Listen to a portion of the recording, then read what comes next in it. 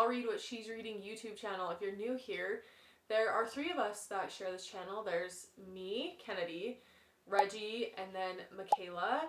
We're 3 best friends who love to read, and we each take turns doing solo YouTube videos. So it's obviously my turn, and I decided for this video, I'm going to be doing a Q&A so that you guys can get to know me just a little bit more, maybe learn some new things about me, and of course, I will be answering all of your bookish questions that you guys submitted on our Instagram story. If you don't follow us on Instagram, you can head over there and find us at What She's Reading Pod. We do a lot of audience participation episodes, or if you're wanting to help us out with our YouTube videos like this one, you can head over there. But without further ado, let's get into the questions that you guys asked me. One of the most frequently asked questions that we get just in general is, what is your favorite series? So the first question I'm going to be answering is that. And honestly, I can't really pick. It depends on my mood, depends on the day. So I'm going to be giving you 4 series, but they're all in different genres. Starting off first is a romance series, if you consider it romance. I don't know if I really do, but the Magnolia Park series by Jessa Hastings takes the cake as my favorite romance series. But also at the same time, this is about a lot more than just romance. I would almost even say that there's so much going on outside of the romance plot. But if you've never read a Jessa Hastings book, she writes very poetically. She has taken every visceral emotion I've ever felt in my lifetime and been able to put it on paper and perfectly describe how something feels. Her books are toxic, they're addicting. You develop a really, really unstable connection with her characters. She's just extremely talented, and I'm obsessed with everything that she writes. However, Magnolia Parks is my number 1 by her forever, honestly, probably. Next up, to the surprise of no one, for fantasy, I am choosing Throne of Glass by Sarah J. Maas. I don't think I need to talk about this too much. This is just absolutely incredible. I like that there is still romantasy, but also at the same time, there's a lot of other things going on. It's a canon event to read the Throne of Glass series and fall in love with all of these characters. I still think about these characters almost every day, and I'm just waiting to read something that gives me the same feeling as Throne of Glass did. So good. This next series is a newfound favorite, and surprise to myself, it is literary fiction. I'm not really a literary fiction person, but this series has taught me that I can be, and that series is Beartown by Frederick Bachman. This is a story about a small hockey town called Beartown, and honestly, this book/series is probably not for everybody. It feels very mundane. You're following like 7 or 8 people just along on their normal lives, but Frederick Bachman has such a talent at making something feel unimportant, but then at the very end, you can see how there was a bigger hand at play throughout the entire story. His books are emotional. They teach me about life, and I always leave his books with a message that helps better me as a person and the relationships in my life. I have such an attachment to these characters. I actually am about 80 pages from finishing the last book in the series, and I'm unwell. I'm so unwell, and everybody just keeps telling me that it gets worse, and I don't know how it can get worse, but it does apparently. So good. If you love literary fiction, I think you'll really like this. And honestly, Frederick Bachman is climbing the ranks. He may just be in my top 5 favorite authors of all time at this point, because his writing just does something to me. Last but not least, surprise to nobody, my favorite sci-fi series is the Red Rising series by Pierce Brown. Once again, if you listen to the podcast, I don't need to say too much more because you already know how much I love and adore this series. I straight up think about this series every single day. When I'm at the treadmill at the gym, I'm like thinking about them. I have a playlist that I listen to the gym that's called Hail Reaper. I am knee deep in Red Rising. It's so good. I think that Pierce Brown is a genius. I think he ties everything together so incredibly well. The original trilogy, Red Rising, Golden Sun, and Morning Star, is one of the best written trilogies I have ever read. The ending of Morning Star was so perfect. I didn't understand why he continued on, and then I continued on, and now I fully understand. The thing I really like about Pierce Brown specifically as an author is I have 110% faith in him. If you didn't know, the last book in the Red Rising series is supposed to come out next year, and we have been waiting for a really long time, but for good reason. He takes care of his characters, and he is a perfectionist when it comes to his writing. I feel like I'm talking about him like I know him. I don't, but I've just heard him speak about his writing at an event that I went to, and so I think that he truly cares, and he's not going to put out a book that he doesn't feel 110% about, which you can really feel that when you read the Red Rising series. Which leads me to my next question. There were a few of you that said, hey, I'm reading Red Rising, when does it get good? Without giving too much away, around like the 50-ish page mark is when I really became invested in Darrow's story. I do think that out of the first 3 books, Red Rising is the least strong of the 3. It's a hard book to get into, especially if you haven't read a lot of bro books, because it does read a lot differently than some of the fantasy books that most women typically read. Just be patient, but if you finish the first book and you're like, this wasn't for me, there's no reason that you need to continue on. I just love this series because it's so high octane and there are so many things going on that it hurts my brain, but I like it because it feels almost like I have to think while reading, and then it makes everything that much more satisfying when everything clicks together. Someone asked, what is your favorite quote from Throne of Glass and Red Rising? And I can't believe I actually have something off the top of my head for this question. First of all, for Throne of Glass, it's pretty basic, but I really, really do love To Whatever End. I actually have a tattoo on my arm that's pretty similar that I'll talk about in a second. And I would 100% get that tattooed on my body. It's just that I already have a tattoo that's very similar from a different fandom. And then my favorite quote from the Red Rising series right now is, my armor is my love. If you've read the series, you probably know who says it and when they say it. I just love that quote so much, and if you know the character, it just is that much sweeter. Since I just talked about my tattoo, I won't leave you guys hanging on what in the world I'm talking about. So if someone asked me, what is my favorite Marvel movie? And if you don't know that much about me, you probably don't know that I am an insane Marvel nerd.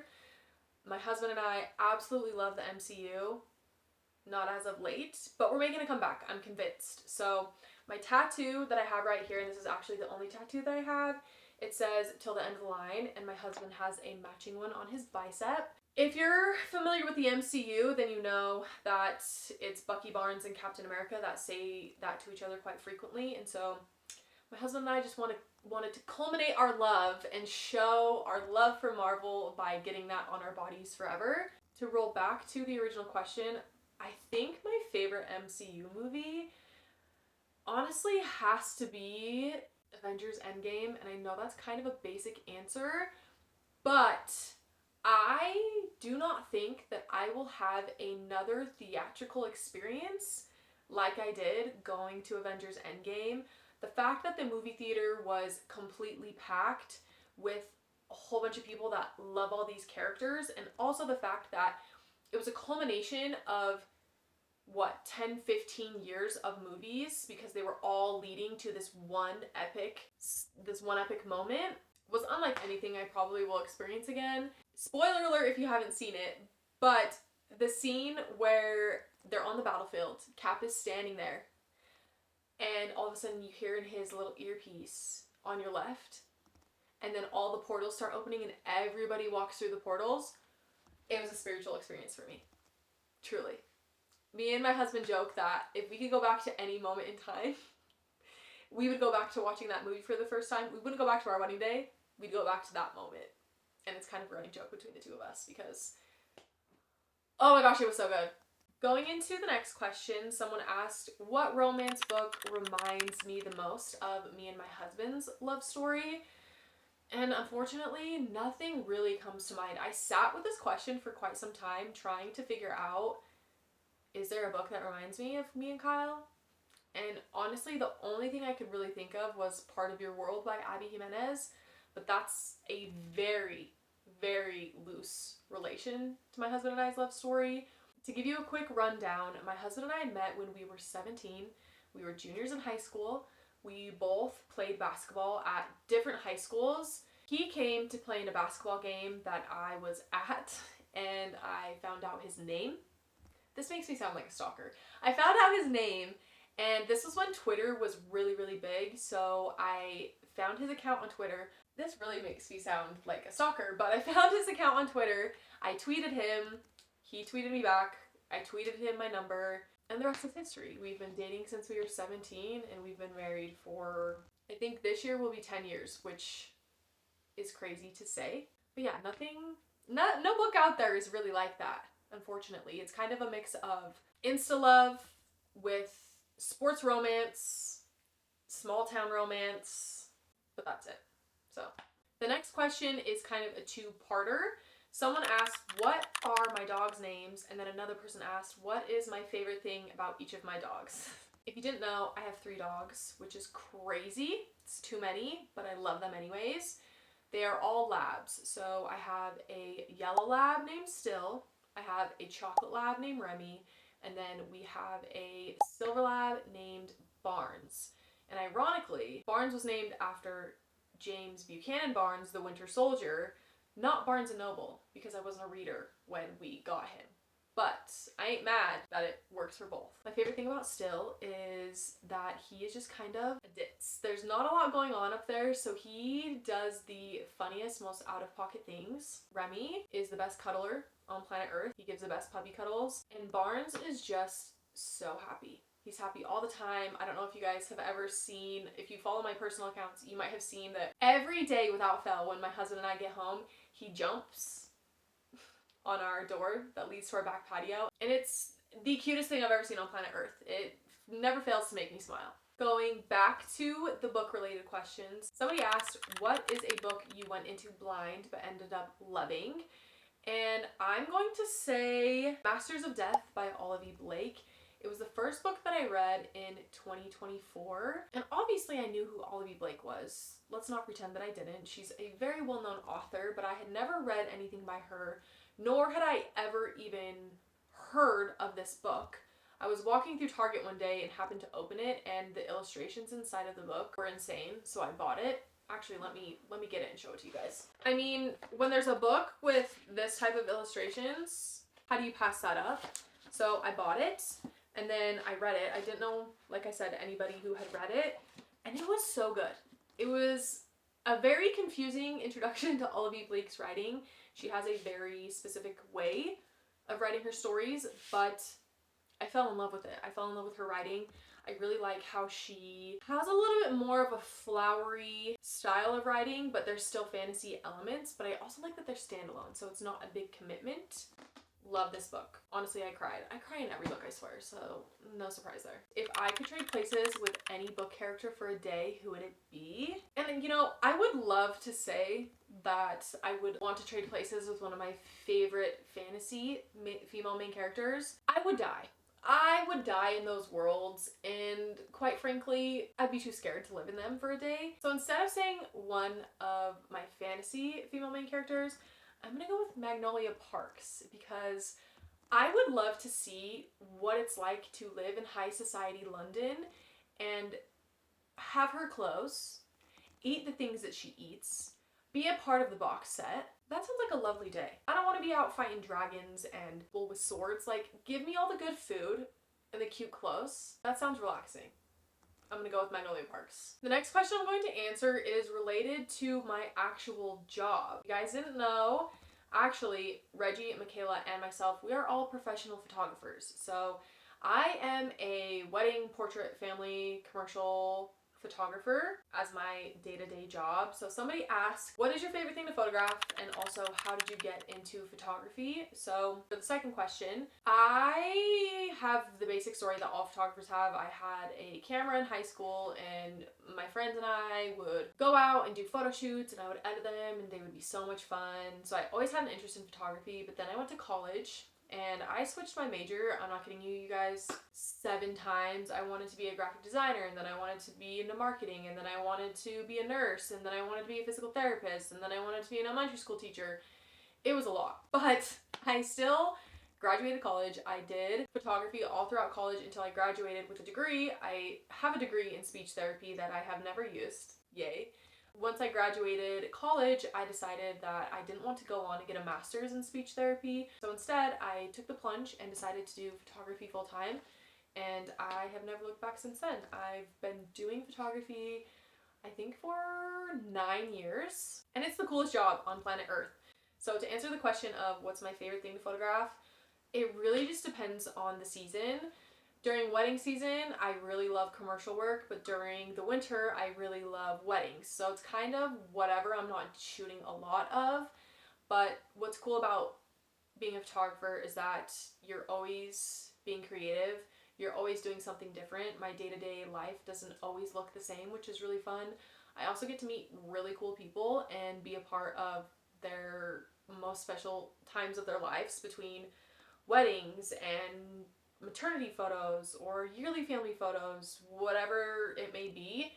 It's just cool to be a part of all that. Moving on, somebody asked for sci-fi recommendations that are not Red Rising, and I'm gonna be honest, I'm still pretty new to the sci-fi genre. I haven't read a ton of specifically sci-fi books, but I'm gonna rapid fire through a few of my favorites.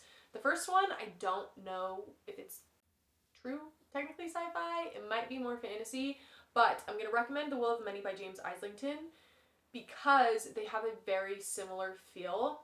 I can't remember if Red Rising is inspired by Greek or Roman mythology, but this is inspired by Greek and Roman mythology. So I can't really say much more than that because there's a main plot point that is similar, but I don't want to spoil either of the series for you. I do believe that this second book in the series comes out in the fall. The cliffhanger on this was mind-bending and insane. Next up, this is a very classic sci-fi recommendation, and I'm going to recommend it to you because the movie comes out and it stars Ryan Gosling. It's going to be so good. That is Project Hail Mary by Andy Weir. I had a friend read this and she spoke very highly of it, and I was so new to the sci-fi genre and it intimidated me, but I'm so glad that I read this one. This would also be really, really good on audiobook for reasons I'm not going to share. Dark Matter by Blake Crouch is probably it is my favorite standalone sci-fi book that I have ever read. So good, and they did so well with the TV show. Blake Crouch, pat yourself on the back for that one. And while we're on the topic of Blake Crouch, honestly, anything by him is very good.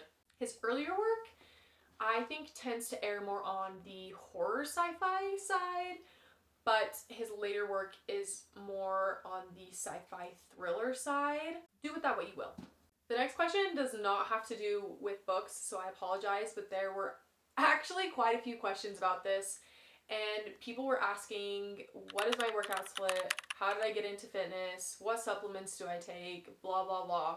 I'm not a personal trainer, so take whatever I say with a grain of salt, but I have always been an athlete. I was an athlete, I think, since the time I could walk. My dad put me into soccer, t-ball, basketball. I don't remember a time period when I wasn't playing sports, so I grew up just chasing a ball around, if I'm being honest, and I loved it. It was so much fun being a competitive athlete all growing up, and then graduated high school, decided I didn't want to play on collegiately, got married instead, and then I just have kind of always been in the gym ever since. I'm a big fan of cross training, which means I like weightlifting, I like running, I like calisthenics, I like plyometrics. I like just doing a whole bunch of different things because it makes me feel like I'm still an athlete. But right now, my current workout split is Mondays I do legs, Tuesdays I do some sort of cardio, whether that's walking, running, high intensity interval training. Then on Wednesdays I do an upper body workout, Thursdays I do another leg day, and then Fridays and Saturdays are typically cardio days, running, walking, HIIT, something along those lines. But also at the same time, I'm a big fan of listening to your body. So if I'm really sore one day, or if I wake up and I feel really tired, I will take a rest day. I will just do some walking, I'll do some stretching, I'll sit in the sauna. Your body will tell you what it needs, so you just kind of have to listen to it. The next question, somebody asked, what is a genre I am interested in reading more of, and what is a genre I don't think I will read? And I kind of touched on this earlier in the video, but I'm really interested in literary fiction right now, which is crazy to say because I used to not love it. But for some reason, the books that I'm gravitating towards are more literary fiction than anything. And then a genre that I don't see myself reading a ton of is horror. Specifically, body modification horror. Think like Tender as the Flesh. That's just a little too much for me. It's a little too gory.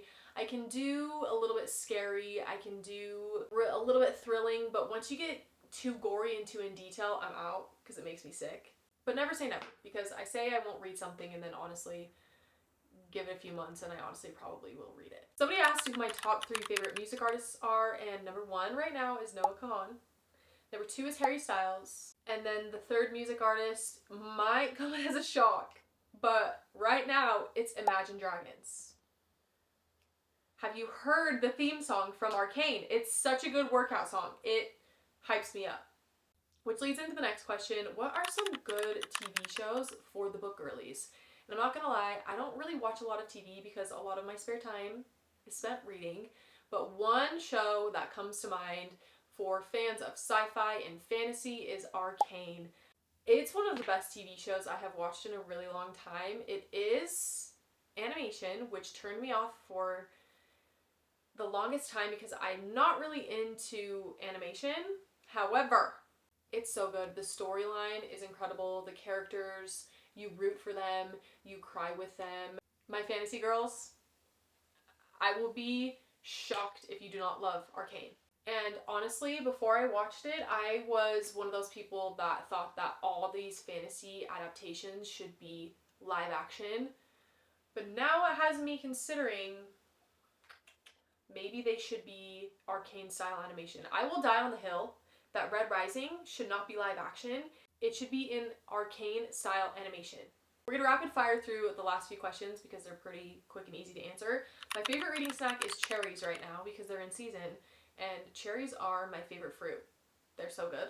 If I could live in any fantasy world, what would it be? I would probably choose Terrasen because I love green, I love rolling hills, and that's Terrasen in a nutshell.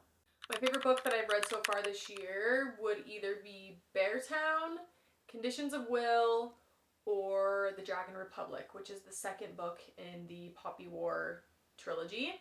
Favorite trope other than enemies to lovers honestly might be fake dating or single dad. There's just something about those two that just gets me. 3 things I've currently been obsessed with. Number 1 is Aquaphor because I use it 500 billion times a day. Number 2 is actually my Kindle.